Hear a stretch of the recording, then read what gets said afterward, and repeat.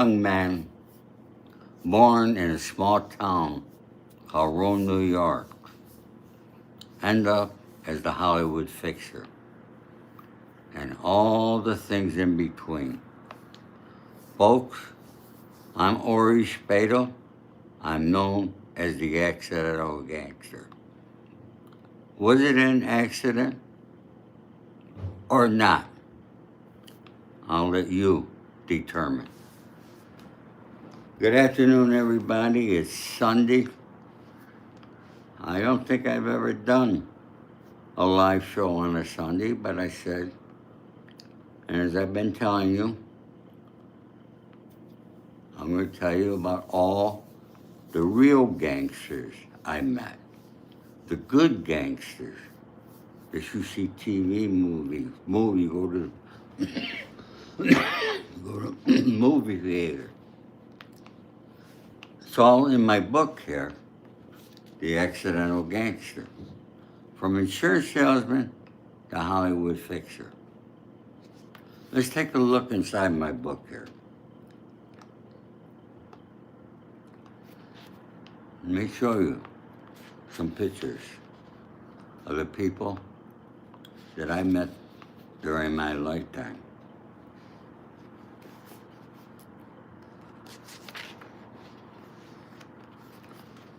First, we have Frank Costello up there. See Frank Costello? Underneath that is Russell Buffalino. Frank Russo, a lawyer, whose father was the boss of Rome, New York. And under that, folks, is the legendary Sonny Franchise. Before we get to Sonny, let's talk about who I met before Sonny. But for those of you who don't know me, I was born in Rome, New York. I was born in 1944, December of 1944. By 12 years old, I was hustling on the streets. I had a paper route. I hustled. I did well. Won all sorts of prizes, all those things. During the winter, I shoveled snow to make extra money, and I cut people's lawns in the summertime. I ended up, before I joined the Army, I packed groceries in a grocery store. I joined the Army at 18 years old, but let's go back a little bit. I remember I was maybe 8 or 10 years old when we got our first television set. In those days, you had 4 stations. That's it. Not like today. We had no phone. No phone either. No computer. None of the things you have today. But when I remember watching TV, watching the Ed Sullivan Show and different shows, and seeing Elvis Presley, Frank Sinatra, Dean Martin, all these people, the glamour that I saw behind it, I loved it. Never dreaming in my life that I would ever get to know those people and become friends with them. How did this happen? You know, I'm 81 now, and I asked myself, how did I do everything that I've done in my lifetime and end up still here in Beverly Hills, California? Island, I want to thank you for coming in, my friend. Thank you, and I hope more people come in. All right. Takes a while for people to get here, I guess. Okay. We got anybody else here? That's about it. Island, it's going to be you and me, maybe. All right. Well, whatever it is, it's going to be, folks, because I'm telling my story.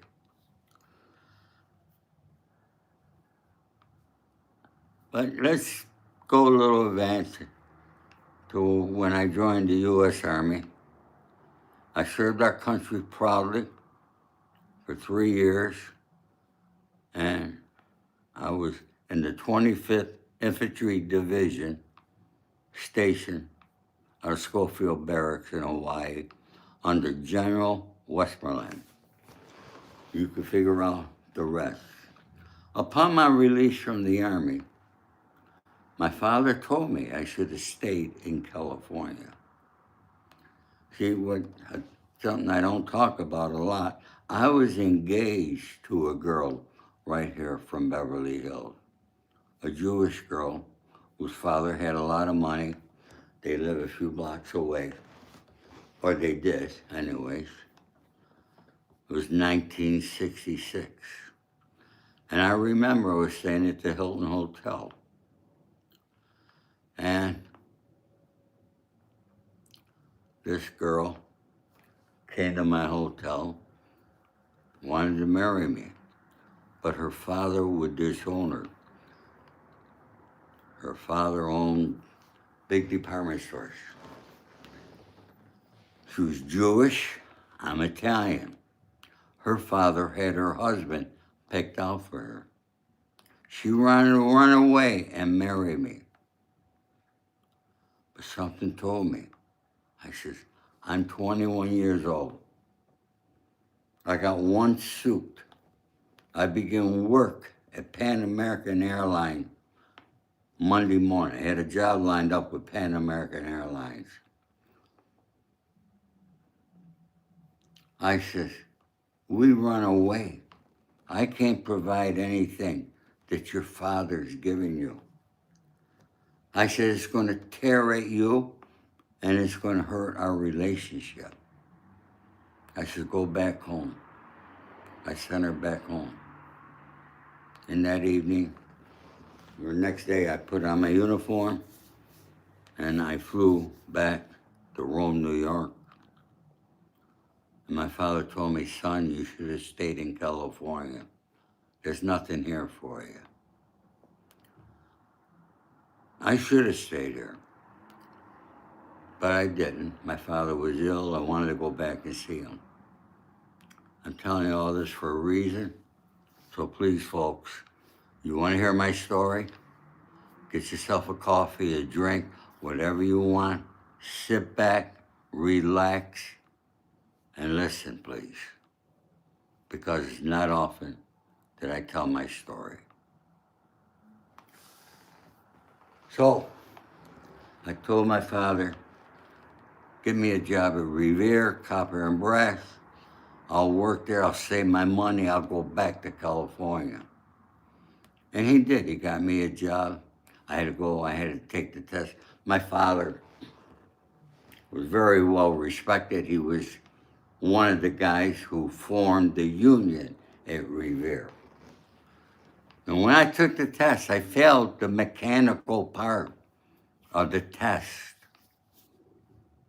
You could tell I was never good. Mechanical and technology and me, we don't get along, all right? So they had to fix it up that I passed it. I took the night shift. After 3 weeks and 3 days, every paycheck I got, I blew it on the weekend. I didn't save a nickel. Hi, Ron. Hi, Frank. Thank you for coming. I didn't save a nickel. So I quit Revere. I got another job in Utica at Kelsey Hayes, another factory. I lasted about a month. Then I went and took computer business machine school, whatever, all right, to learn about computers. And I really liked the courses. And then one night, the teacher took us out to a bank to show us how the computers work. Now, in those days, the computers were bigger than this building I live in, okay? Computers were huge. And I'm watching these guys. They're not in dirty clothes working in a factory. They're in white shirts and a tie. But to me, it was still like a factory. And I said to myself, this is not for me. So I left that. And I ended up getting a job with the Prudential Insurance Company, which I happened to love. And I excelled and was very good as a salesman. I had a Q&A sticker, something you can't live without. Well, I don't know what I can't live without. Many things I can't live without. I don't know who put that up there, right? But anyways, I excelled at that there, ended up having my own business, which ended up because of an informant on my first indictment, and because I knew and was friends with Sonny Frances. Okay? They tried to make it a RICO case. They could not. I was the only person. So it never got RICO. But hi, Nancy. Thank you for coming. I'm glad you're here, Nancy Lyon. Folks, I want to tell you about Nancy Lyon. You know, I said one day that I never read the Bible, okay? And Nancy Lyon took it upon herself, okay? And I wake up one morning and Amazon's here with a package. I didn't order nothing. It's a Bible. Nancy Lyon sent me a Bible. So I started reading it. And Nancy, I want you to know it's on my bedstand. I read it last night again before I went to bed. Okay? It's a big book. I got a lot of reading to do, but I'm going to read it. And I'll get back to that, folks, later. But I wanted to thank Nancy once again for that there. Okay? Folks, if you have not subscribed yet to my channel, what are you waiting for? Huh? What are you waiting for? All right? It's a simple thing. Hit that button, subscribe, give me a like, leave a comment. Okay? So, folks, now here I am in the insurance business, and, you know, of course, during my childhood, you can read about it in my book there, The Accidental Gangster. If you want to buy the book, go ahead, okay? It's on Amazon, Barnes & Noble, any place you buy a book. Buy it, don't buy it, it's up to you, okay? A lot of people don't read no more. I'm a reader, but I'm an old-time guy. Frank Russo's father was the boss of Rome, New York. My grandfather was a skipper under him. So my grandfather came from Calabria, all right, is a made man to this country, along with his brother, Gregory. And my grandfather's brother, Gregory, he died in prison, okay? He ended up going to jail he had to shoot somebody who put their hands on my grandmother. Yeah. And Aaron, happy birthday to your dad, Aaron. So, through Frank Russo, I met Frank Costello. We met the first time at actually the second time, also at the Waldorf Astoria Hotel in New York City. Frank was a gentleman, a nice guy, made me call him Uncle Frank. And I called him Uncle Frank. And you all know who Frank Costello is, I'm sure. Okay? With him, Lucky Luciano, Meyer Lansky. Okay, I never got to know Lucky. I got to meet Meyer Lansky. Frank Costello had a brother named Eddie Costello. Eddie was the tough guy. He's the tough guy went on the streets when things had to be done. I'll talk about that later. Okay, tell you a little story. I'll tell you the story now. A friend of ours borrowed money from a different group out of New York to build, he was building an airport in upstate New York. the Oneida County Airport. He bought all the land, but the guy was a big gambler. He took the money, he gambled with it. A week later, he needed money again because he went gambling and lost it. So he goes back to New York to get the second half of the money from these guys. And these guys says, man, that's pretty fast. Must have done a lot of work. He gives them all this bullshit of all the work he did. So they said, all right, go back to your hotel. We'll call you when to come back here.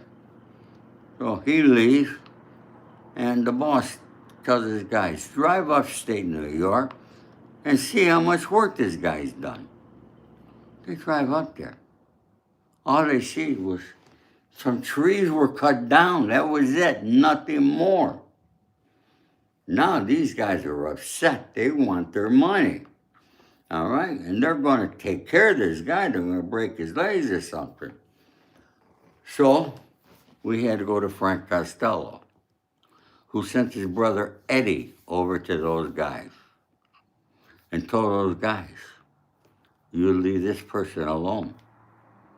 He's with us, he said. He said, make out you went to Las Vegas and lost your money on the crap game. It's over with. Folks, that's how powerful Frank Costello and his brother Eddie were. Maybe you don't think it's much, but we're talking about a lot of money that somebody blew gambling, and thank God he died peacefully many years later. Yeah, folks, sorry for that. You there? Huh? People. An actor. Looking for a job. Probably.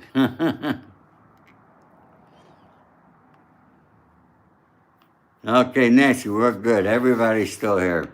So, folks, that's just a little story I threw in over there. Okay, so Frank Costello was the first one I met. Next guy I met him on my own, was Meyer Lansky. I met him because he stayed at the same hotel as me. And of course, he verified me with Frank. Okay, that's how things work. Okay.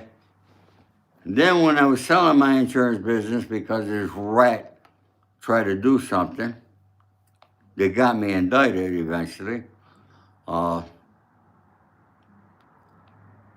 wanted to sell it to Carlo Marcello in New Orleans because Carlo was getting into the insurance business. And I had a great agency that was doing several $1 million a year in business. So Angelo Bruno, the boss of Philadelphia, he arranged the meeting for me with Carlo Marcello. I flew to New Orleans, had a meeting with him. Unfortunately, at that time, Carlo was under investigation for his insurance businesses. And one of the undercover FBI agents on that case was a guy named Michael Wax, W-A-C-H-F. I didn't find this out until many years later when Michael Wax is an FBI agent here in Los Angeles and he was investigating me. That's how I found out about it, all those years later. But, so I met Carlo Marcello. Russell Bufalini. You all see the movie The Irishman? It was about Russell Bufalini. Very powerful. From Pennsylvania. I had lunch and dinner with him many times. Got a lot of stories. He was a great guy, well-dressed, class guy. All these guys I talk about, the older guys, they were classy guys, okay? They were smart guys. They were quiet guys, okay? Not like these rats that you watch all the time. I know a lot of you go and watch these rats. They're the biggest people on YouTube, right? The rats. They could talk about anything they want. They could talk about bodies, anything they want to talk about. And nothing happens to them. Because they informed. All right? I don't like informers, folks. Obviously, you should know that by now. Okay? I went away. I did my time. All my paperwork is at the back of my book. So anybody want to know about me, about my indictments, anything, the paperwork's there for you to read. I don't hide. I don't run. I put it right out there so you could read it. You could see that what I say is the truth.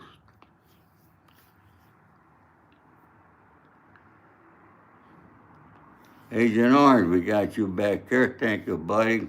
Happy days. Aaron, thank you. So, folks, I met all these people. I ended up moving to California.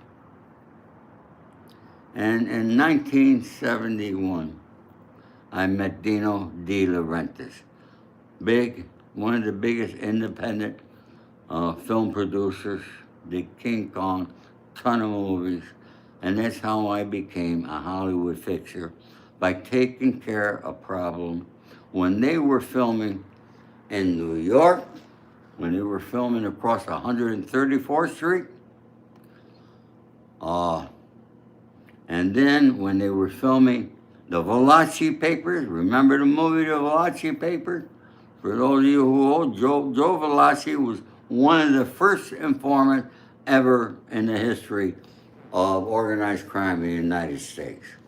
Okay, and Dino was doing the movie, and I had to go on the set to talk to an actor who was disrupting things. Okay, a great actor, and so I'm not going to mention his name.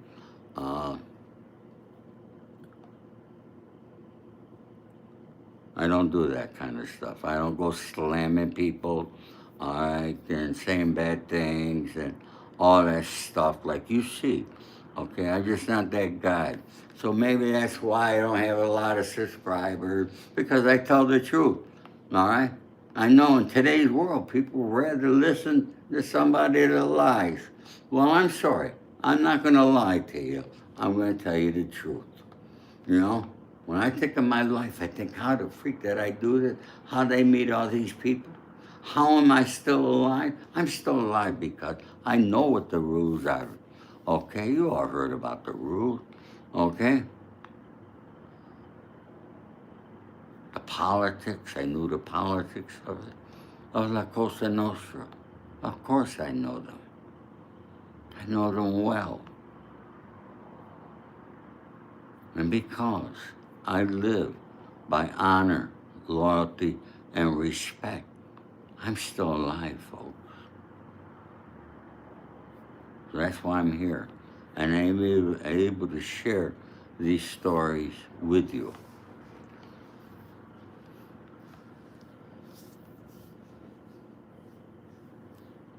You know, it's funny, I did this story earlier on another platform. I had 4,000 people.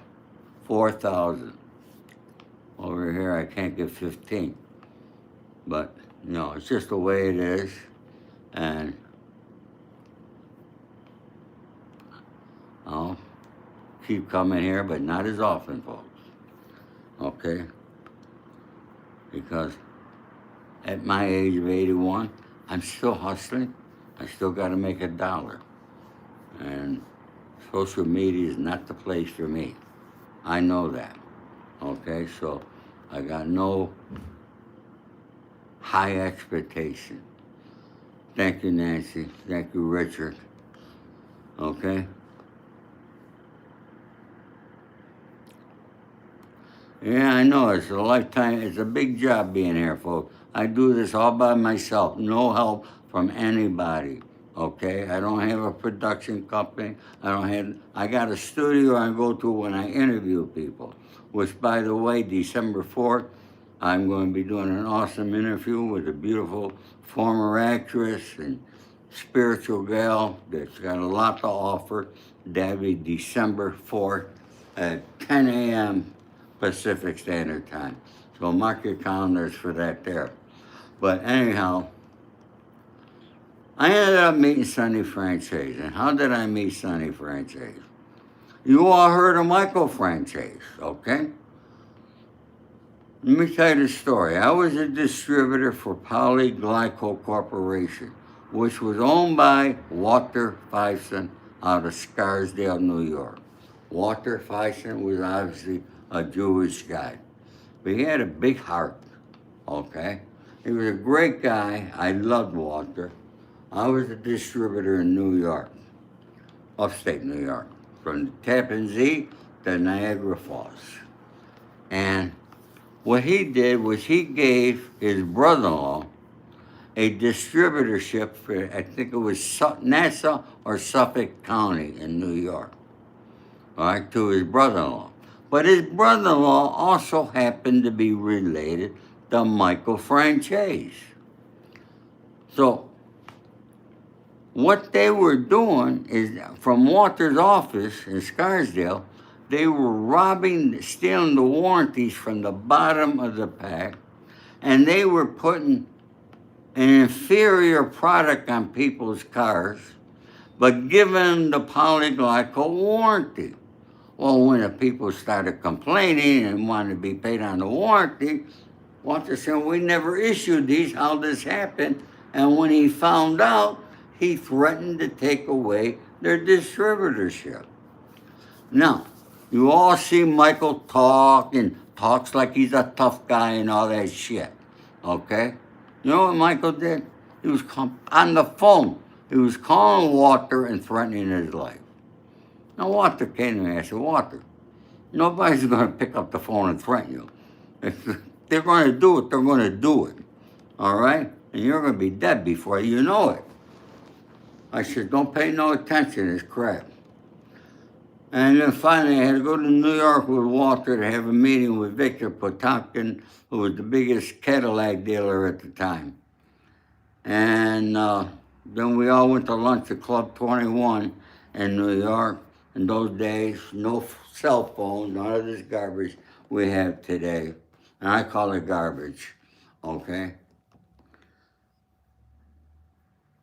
And someday you might all find out why I call it garbage, okay?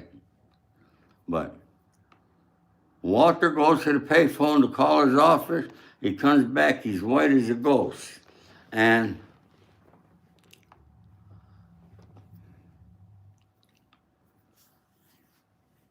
he leans over, he says, kid, I know you're wired in. This is serious. I got another threat. It's really getting bad. You got to stay over. I know you're wired in, and find out who it is. I says, all right. So I called my friend Lou Perry. Who is Lou Perry? Lou Perry was a casting director on 57th Street. All right, for those who want to Google it, you can Google Lou Perry. All right, find out his name. He also happened to be the guy that discovered Dean Martin and Jerry Lewis, okay? And Lou is well connected also. So he called me up, he said, I'm picking you up at 7 o'clock. All right, we got an appointment for dinner. So he picked me up at my hotel at 7 o'clock, brought me to a restaurant, Trattoria Siciliana on 2nd Avenue in New York City. And once I walked in there, I knew this was a mobbed up place, okay? I could tell immediately. And who does he bring me? He brings me to a table and introduces me to Sonny Franchise. And guess who's at that table? His wife, Christina, was there. His daughter, Tina, his daughter, Gia, and his son, Johnny. They were all little kids then. So that's how far back I go. So we had the meeting. And I eventually met two of his guys, Red Crab and Johnny Irish. And I'm going to tell you the story about what happened to Johnny Irish someday. But Johnny Irish met his end down in Florida. And a message was delivered to Sonny, which caused the demise of Red Irish. And I'll tell you who delivered the message, okay? You could probably figure it out, you know? So, but anyways, it was Sonny. Sonny said he'd check into it and get back to me. And he did. Within a week, he knew, and he called a meeting at the Russian Tea Room in New York. I was there, of course. I had to bring water there. Frank Russo and Lou Perry were there. And sitting at the head of the table was Sonny Franchise. Next to him was Michael Franchise. Michael was the one making the phone calls. I'm sitting across from Sonny. Walter's sitting on my right. As the meeting was progressing, I had the feeling that maybe Sonny was not understanding it. So I said, excuse me, sir. I said, let's imagine somebody was moving in on your territory in the Bronx. That's just what I said.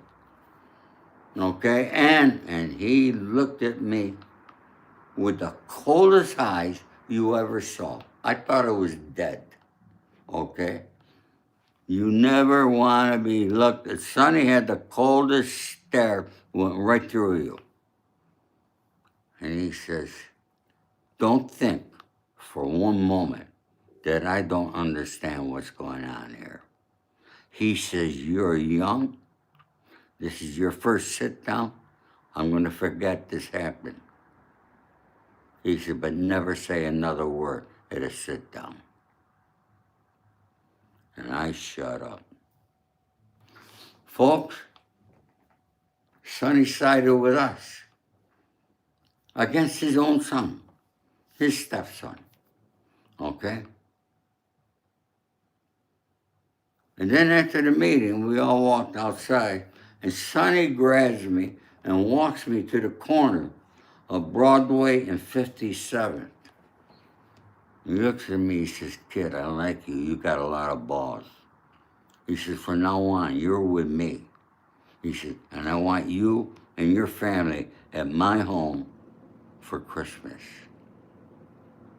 Folks, that's how Sonny and I became close. And through the years, we became much closer, right up until his death at the age of 103. We got indicted together. We were in prison together, okay? There's a lot more. Sonny, when I was in New York, I always maintained a residence in New York. So I spent about 10 days of every month in New York. When I was in New York, Sonny stayed with me. And when I say he stayed with me, all right, he lived with me. We were together 24 hours a day. You have no idea how many restaurants we would be at in the course of a day. From the Bronx to the tip of Long Island, okay? Restaurants, that's where the meetings take place, restaurants. And I can tell you, Sonny could eat. I don't know, this guy kept in great shape, but he could eat too, all right? But I met so many people from all families in New York being with Sonny. But now you gotta remember, on the other hand, there's a guy, a gentleman, named Jimmy Caci, C-A-C-I, originally from Buffalo. Jimmy and I were like brothers. We were like this. Jimmy Kachi was the underboss of Los Angeles. He was the boss of Palm Springs, California. You've all heard of Palm Springs, okay?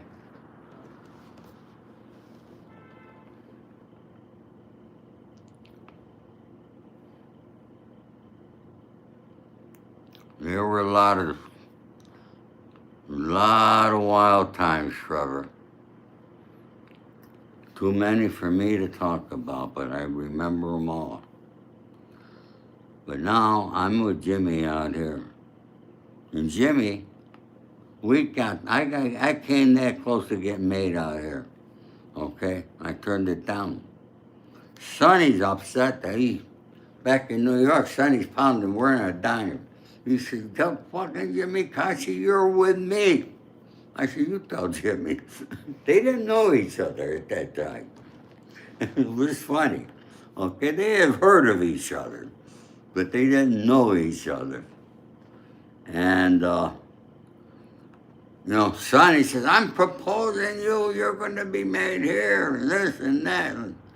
I don't want to be made by anybody, folks, because getting made and getting that button, then you're under somebody's control. I don't want to be under one person's control, okay? Never want. I'm a renegade. But, the FBI put me with the Colombo crime family, so I'll let it be that, all right? All right?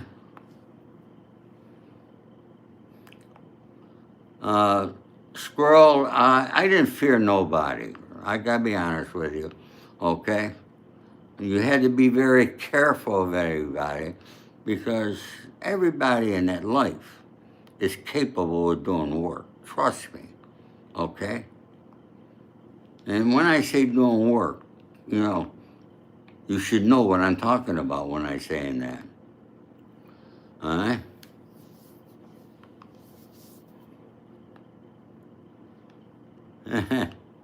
Erica, how young am I? I'm going to be 81 years old next month. I can't believe it. 81 years old. And here I am telling you my lifetime story. It's really funny that when I was Sonny, I hear story after story about prison, about everything. I write where that body is, that body is. He's driving down the turnpike with Sonny. He goes, man, so-and-so over there. Okay, he point. All right? You knew what he was talking about. And, but I tell you, a lot of these meetings I had with Sonny at different restaurants, Sonny would go and have a private meeting with a few guys.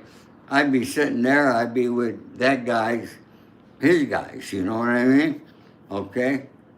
But of course, I'm the one driving Sonny, so of course Sonny, we get in the car, he tells me what it's about. And Jimmy was the same way out here, okay? I made more money with Jimmy Kachi than I did with Sonny. All right, I gotta tell you that there. I made a lot of money. Jimmy and I, we were like brothers. On Monday morning, Jimmy'd be knocking my door. He'd drive up from Palm Springs, and he'd sleep over here. He had a 2-bedroom place there, all right? And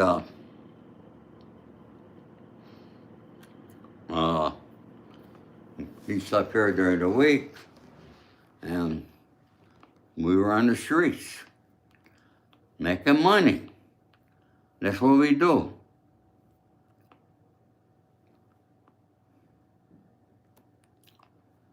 Yeah, I did a lot of work down in Florida. I know Florida very well, Squirrel.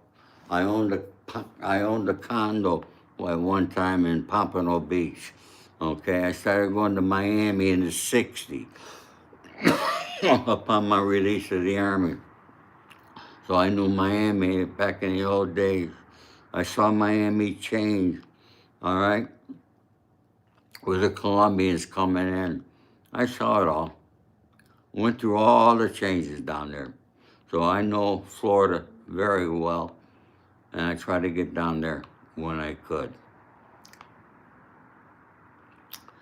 So folks, Sonny Franchise was a great guy. He's a legend. Never read it.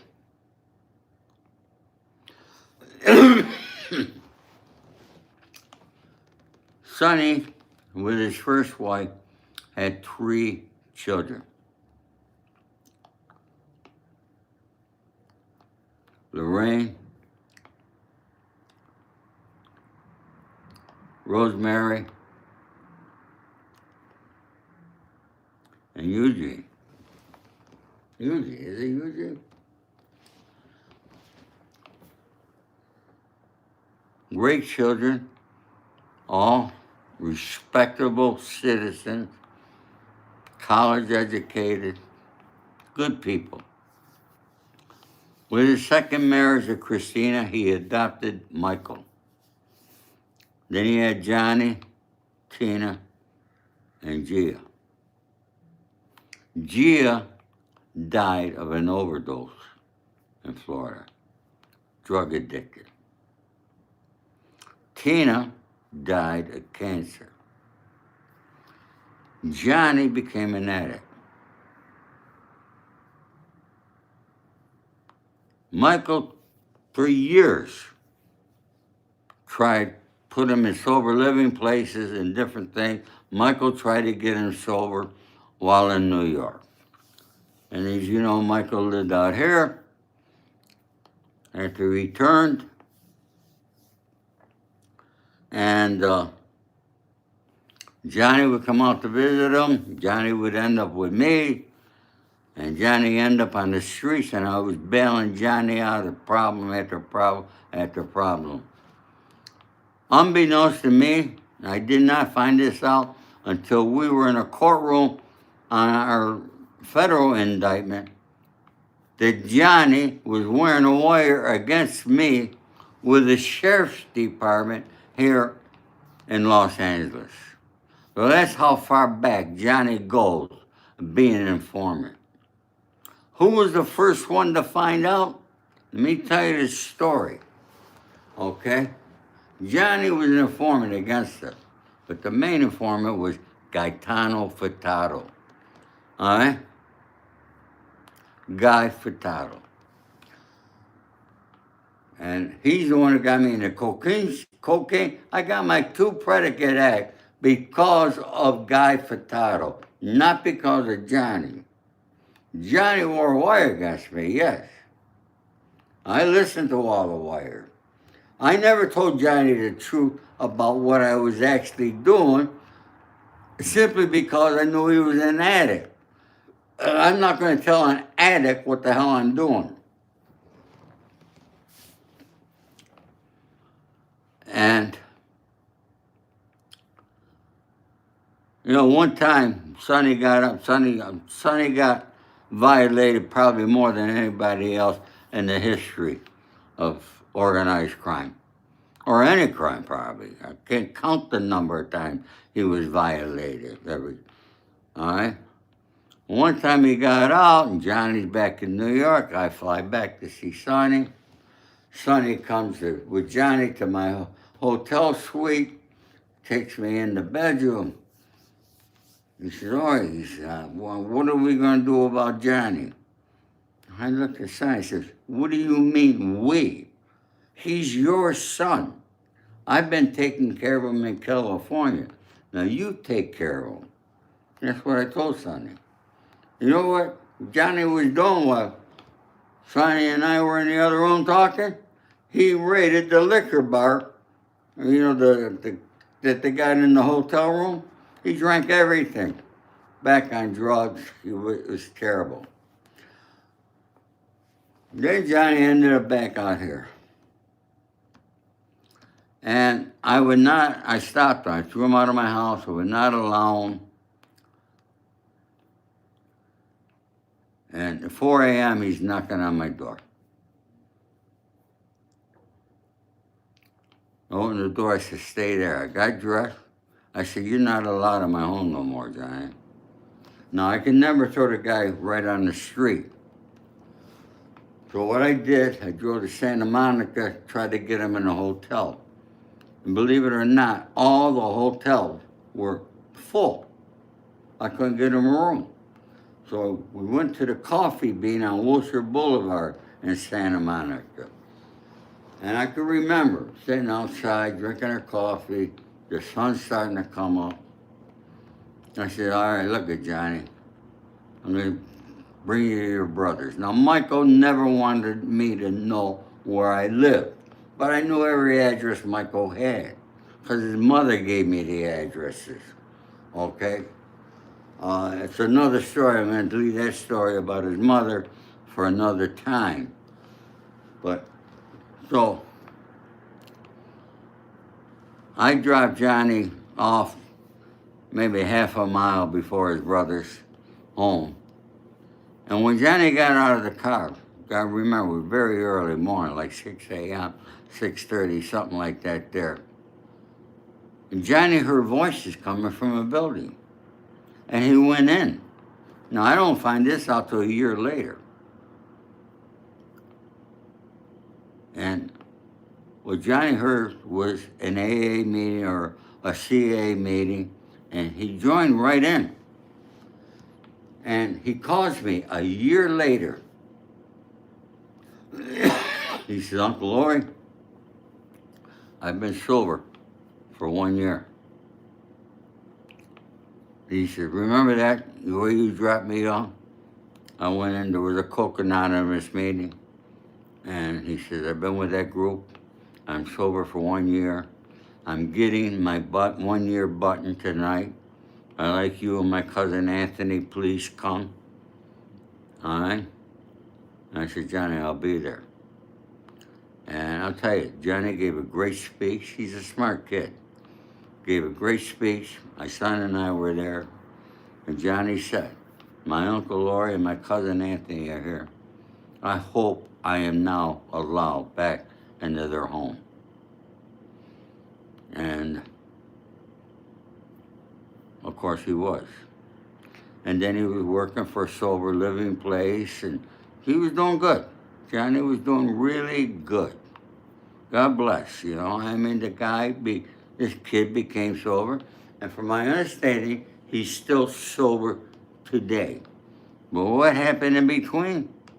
For some reason, he became a confidential informant to the FBI and started wearing a wire against his father and against me. How any son could wear a wire against their father is beyond my thinking. I just can't comprehend that there, okay? But he did. I heard him. It was part of our discovery. But anyways, I was the first one to find out that Johnny was an informant. Here's what happened. Sonny called me up. It was like a Friday. He said, look, he says, Johnny, he's going to get this car from a friend. All right, would you check it out, make sure the car's all right? I said, yeah, I'll call Johnny, tell him to bring it to me. So I called Johnny, he said, Uncle Laura, I'll be there tomorrow morning, being Saturday morning. I said, okay. Saturday morning, Johnny calls me and tells me that he's in Pasadena, he's picking the car up tonight, and he'll be there the next day. I don't hear nothing. What can I say? I said, okay, you know? So I didn't hear nothing. And I get a call from Tina and Sonny. They can't leave a message. They can't get a hold of Johnny. I try calling Johnny. His voice message is all full. Can't get no voices out. And so Sonny asked me to fly back to New York for a meeting, which I did. At the Warwick, and at that meeting was me, Sonny, Guy Furtado, Michael Carapano, who was Sonny's nephew, and he was the acting captain at that time. And everybody was concerned and thought that maybe Johnny, because nobody heard from him. Now, if Johnny was back on the streets looking for drugs, he'd be knocking on my door asking for $40. $40 was the magic number, okay? I guess that's how much the drugs cost. I don't know.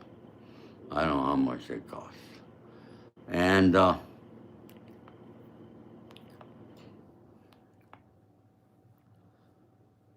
so we had a meeting. I was flying back to New York. Me and Sonny stand in front of the Warwick Hotel, and I tell Sonny, I said, Sonny, I said, I got a good private investigator. I'll hire her to try to find Johnny. He said, nah, he said, wait on that there. Because we were waiting for Chris to pick up, who was Sonny's driver, to pick up Sonny, and waiting for my driver to take me to Kennedy Airport. So, anyways, we both get in our cars. I get to Kennedy Airport. I check in, happy to be back in California. Now, I have a little habit, as you all know, that I do that there. And so every time I put my luggage at the gate that I'm going to leave, I would sneak into the men's room and have one of these here, okay? And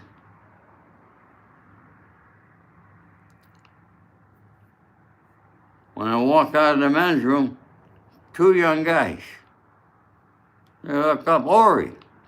I go, yeah. I'm thinking maybe they're friends of my sons or something that recognize me, you know? And then they pull out their badges, FBI. They take me to the side and they said, listen, you could stop looking for Johnny. Johnny's on our team. And we're giving you your last chance to join our team. Otherwise, this will be your last commercial flight. I looked at him.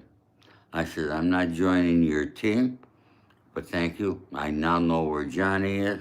I got to call his mother and father and let them know. They said, we prefer you don't. I said, I don't care what you prefer. I said, they're the mother and father. They have a right to know where their child is at. Goodbye, gentlemen.